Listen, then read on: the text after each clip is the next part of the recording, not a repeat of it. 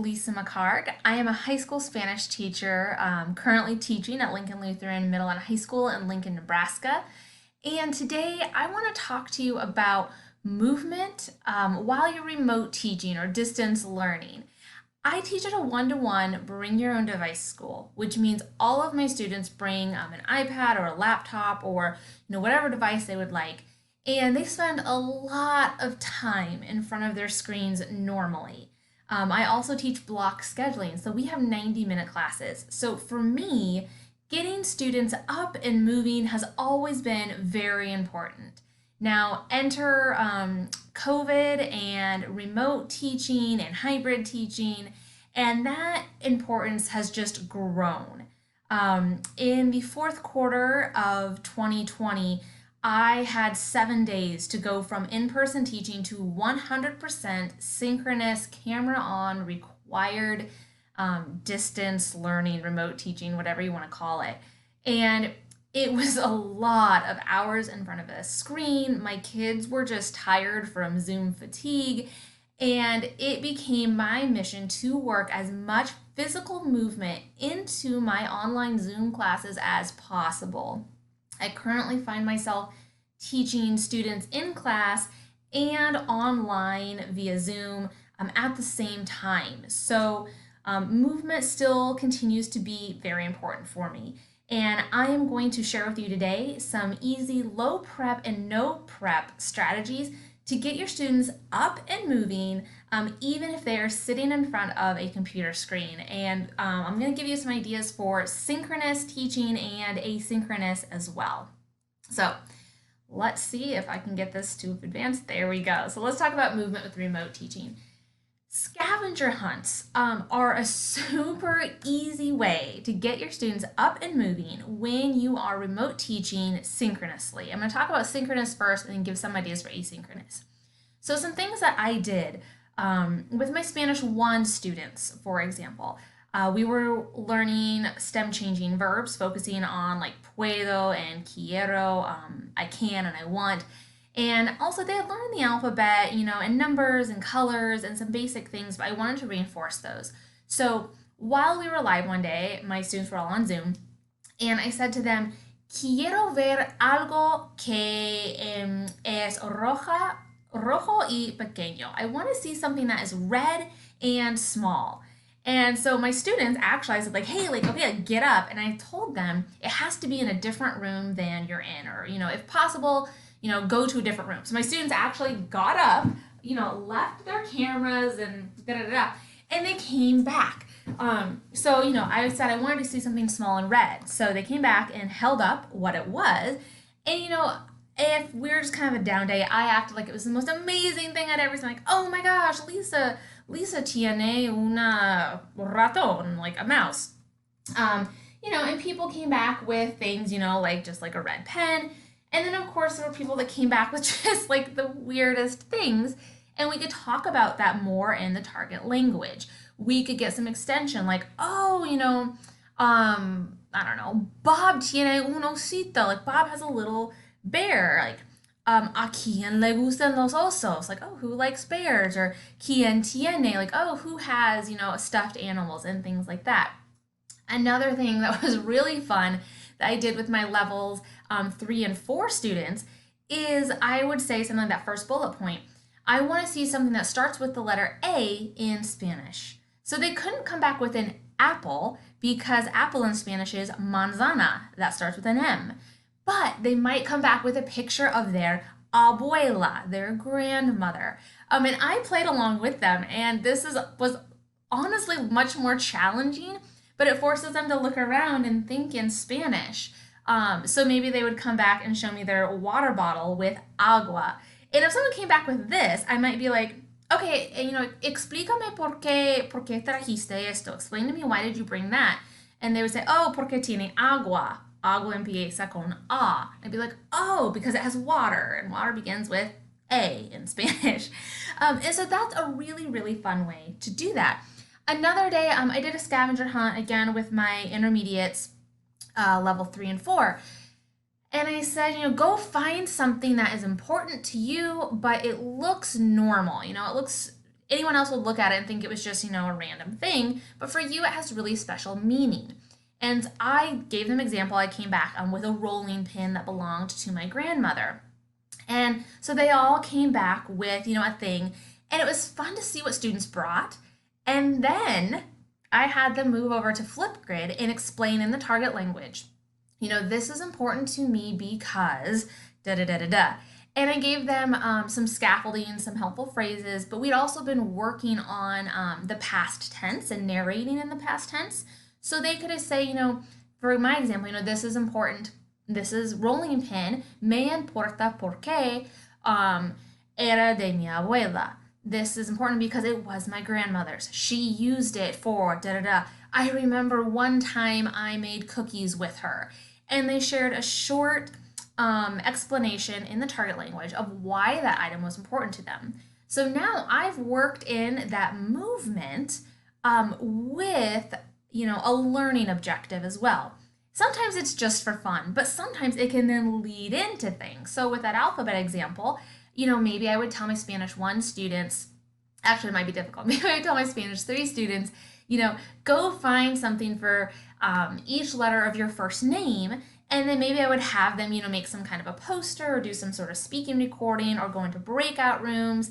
My name is Lisa, so I might find, now I'm putting myself in the spot to think of something that starts with an L-I as an A, but I might hold up, I don't have one, but like un llave. Maybe make it even more difficult, and it has to be kind of important to them. So hold up, the llave a mi coche es importante porque puedo manejar y escapar mi casa durante cuarentena. A key because I can drive with it and it helps me escape my house during quarantine. And they can explain stuff. I have some other examples there. If you're a science teacher, teaching the periodic table, say, hey, go find something for the periodic symbol for iron, which is Fe. So they might come back with a mail and coupon offer or a stuffed ferret. That third one about Ophelia could really work if you are working with any kind of a story. But this one is, go find something Ophelia would have in her room if she lived in the 21st century. Well, Ophelia at some point starts, singing songs or poems. I can't remember what it was. So maybe she has a ukulele to play songs for her YouTube channel or her TikTok or whatever. So if you were teaching, the book Vida y Muerte, which is about a young man who's in a gang but really wants to leave, maybe you say, go find something that the narrator would have in his room that he would kind of keep a secret, from his brother because he wouldn't want him to know. So they would go find something, they can come back and explain it in the target language. And it gives students a chance to get up, move, but also, become invested as well. So scavenger hunts can really go a long way. You can do this asynchronously by just creating like a Google Doc and having them upload pictures or drawings of what it is. So maybe you tell them, to take a picture of themselves with something that starts with A in Spanish. So they take a picture with their abuela, or maybe they have a stuffed bee, which is abeja, something like that. So they can still have to kind of get up and move and do stuff rather than just sitting and typing. Another really simple way, I busted this out all the time when I could tell my kids were just like, because we were required to have cameras on. But rather than having them answer like, ABC, even holding up fingers, make it really weird with some sort of physical cue. So for example, maybe you have them step out of frame. Okay, I gotta get out of frame now. And you read a statement. Spanish 4 was working on the conditional tense, and I knew my kids very well. It was the third year I had taught them. We're a very small school. So I made sure I had something that they would each say yes to. So I said, step out of frame, and if what I say is true, step in to frame. And if it's not true, you'll stay out. So, my kids all stepped out of frame, and I said in the target language, would you pay $100 for a pair of sneakers? And, if they would come in. And, I could tell if kids, I had one kid, we'll call him Johnny, that really loves sneakers. And I'm like, come on, Johnny, where are you at? Like, I know you have spent more money than that on sneakers. So you can kind of call them out. And also kids get excited because it's things tailored to them. I asked stuff like, would you dance in front of your Spanish class? And I had several, students that were on the dance team. So I waited for them to come back in.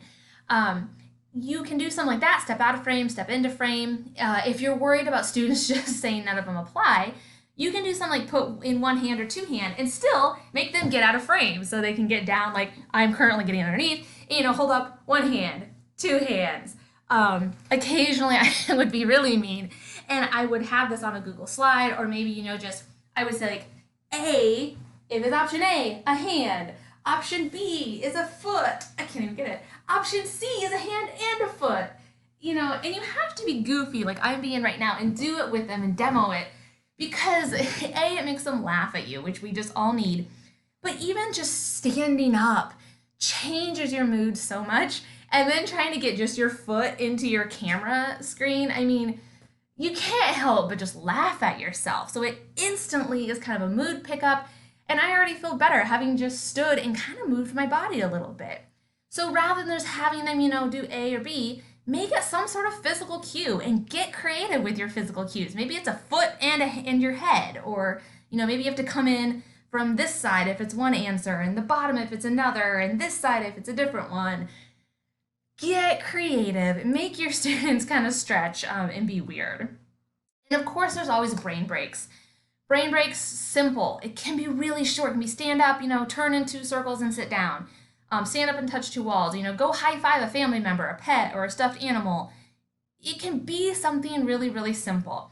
And you know what? If all the kid does is stand up and walk out of their frame and kind of stand there for a little bit and then come back, you know what? At least they stood up and moved. That helps.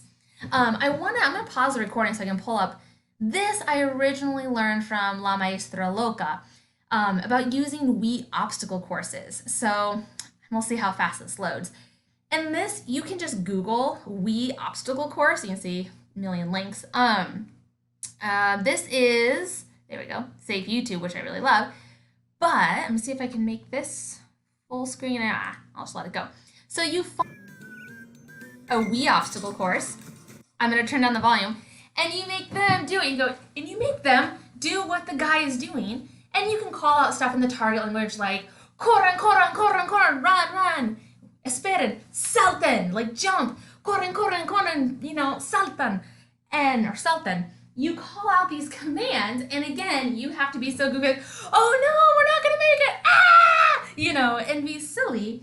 And the sillier that you are with it, and then there, I might kind of play up like my old lady out of shape card. And oops, I just went to the wrong thing. Let me get back to my full slide. There we go. But it's really fun. Students, at least my kids, they love WE. They love obstacle courses. If you could find like a Mario Kart thing, you could even have them stand up, and follow along like with the Mario Kart. It can be really simple. And that's like a 30-second video. It gets people woken up and laughing.